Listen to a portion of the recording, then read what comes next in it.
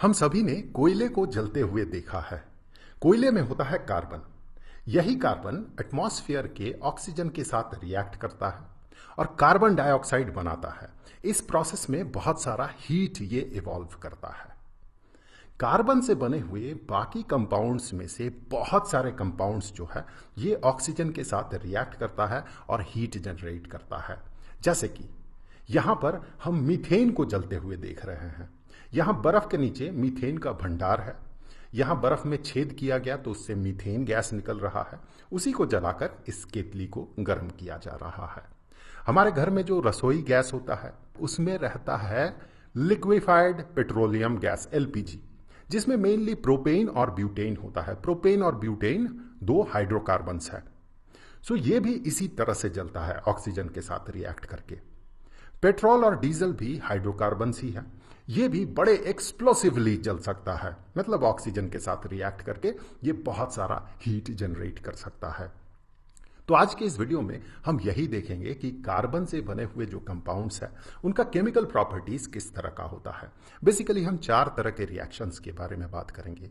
एक तो हो गया कंबस्चन, जहां पर कि वो जलने के बारे में हम बात करेंगे। ऑक्सीजन के प्रेजेंस में जो जलता है उसी को कंबस्चन कहा जाता है। दूसरा हम ऑक्सीडेशन रिएक्शन के बारे में बात करेंगे। फिर हम एडिशन रिएक्शन और सब्स्टिट्यूशन रिएक्शन के बारे में बात करेंगे। तो शुरुआत करते हैं कंबस्चन रिएक्शन से।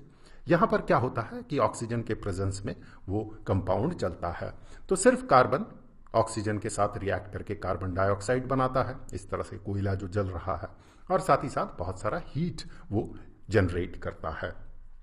कार्बन से बने हुए जो कंपाउंड्स है जैसे कि मीथेन CH4, ये भी ऑक्सीजन के साथ रिएक्ट करता है। कार्बन का यहाँ ऑक्सीडेशन होता है। देखिए यहाँ पर ऑक्सीजन आके जुड़ता है, हाइड्रोजन यहाँ से बाहर निकलता है और कार्बन डाइऑक्साइड और पानी बनता है इस रिएक्शन में और बहुत सारा हीट जनरेटेड होता है। उसी तरह से कार्बन से बने हुए बाकी कंपाउंड्स, यहाँ पर हम इथेनॉल का एग्जाम्पल ले रहे हैं।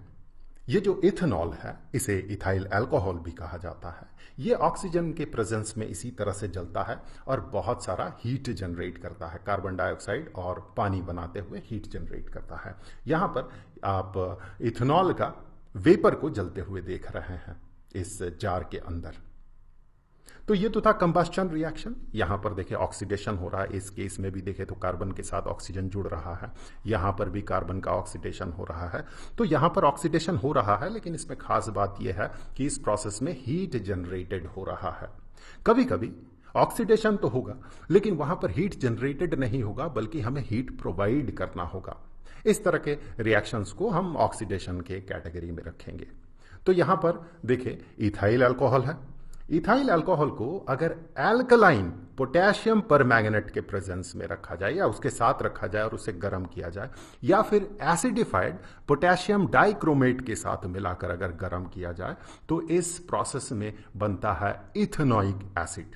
तो ये जो है ये ऑक्सीजन प्रोवाइड करता है और वही ऑक्सीजन क्या करता है, यहां से हाइड्रोजन को और इस हाइड्रोजन को ये हटाता है, रिप्लेस करता है और ऑक्सीजन डबल बॉन्ड के साथ इस कार्बन के साथ आकर जुड़ जाता है।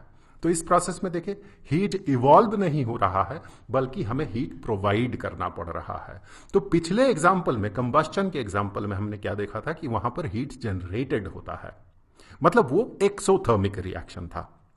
यहां पर यह रिएक्शन एंडोथर्मिक रिएक्शन है। चलिए आगे बढ़ते हैं।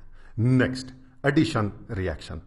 इस तरह के रिएक्शन में क्या होता है कि कोई अनसैचुरेटेड हाइड्रोकार्बन, अनसैचुरेटेड हाइड्रोकार्बन मतलब ऐसा हाइड्रोकार्बन जहां पर कि कार्बन कार्बन के बीच कम से कम एक डबल बॉन्ड या ट्रिपल बॉन्ड रहे, तो उस तरह के हाइड्रोकार्बन को अनसैचुरेटेड हाइड्रोकार्बन कहा जाता है।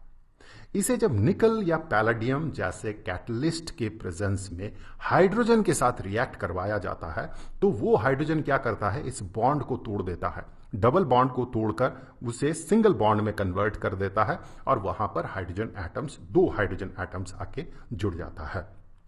तो इस तरह के रिएक्शन को एडिशन रिएक्शन कहा जाता है, जहां पर कि अनसैचुरेटेड हाइड्रोकार्बन सैचुरेटेड हाइड्रोकार्बन में कन्वर्ट होता है। अगला रिएक्शन है सब्स्टिट्यूशन रिएक्शन। क्लोरीन हाइड्रोकार्बन्स के साथ बहुत ही तेजी से रिएक्ट करता है। जैसे यहां पर एग्जांपल देखें, मीथेन के साथ क्लोरीन का रिएक्शन हो रहा है। यहां देखिए ये मीथेन है, यहां क्लोरीन के साथ ये रिएक्ट कर रहा है। यहां पर होता क्या है, क्लोरीन जो है एक हाइड्रोजन को यहां से सब्स्टिट्यूट कर देता है, एक क्लोरीन एटम, और यही हाइड्रोजन आके दूसरे क्लोरीन एटम के साथ जुड़ जाता है। तो यहां पर देखिए CH3Cl बना और HCl बना। तो इस तरह का जो रिएक्शन है, इस तरह के रिएक्शन को सब्स्टिट्यूशन रिएक्शन कहा जाता है। तो ये था कुछ बेसिक केमिकल प्रॉपर्टीज, कुछ बेसिक रिएक्शंस कार्बन से बने हुए कंपाउंड्स का। अब पिछले वीडियो में हमने ये बात किया था कि कार्बन से बने हुए कंपाउंड्स को नाम कैसे दिया जाता है। उस वीडियो का लिंक आपको यहां स्क्रीन पे मिल जाएगा। अब अगले वीडियो में हम ये देखेंगे कि कार्बन से बने हुए कुछ कंपाउंड्स, कुछ इंपॉर्टेंट कंपाउंड्स जैसे कि इथेनॉल और इथेनोइक एसिड, इनका प्रॉपर्टीज, केमिकल प्रॉपर्टीज किस तरह का होता है। अब जाते जाते मैं आपको बता दूं कि इस चैप्टर के सारे वीडियोस का जो प्लेलिस्ट है उसका लिंक आपको नीचे डिस्क्रिप्शन बॉक्स में मिल जाएगा। तो मिलेंगे अगले वीडियो में, तब तक के लिए खुश रहें। Good bye.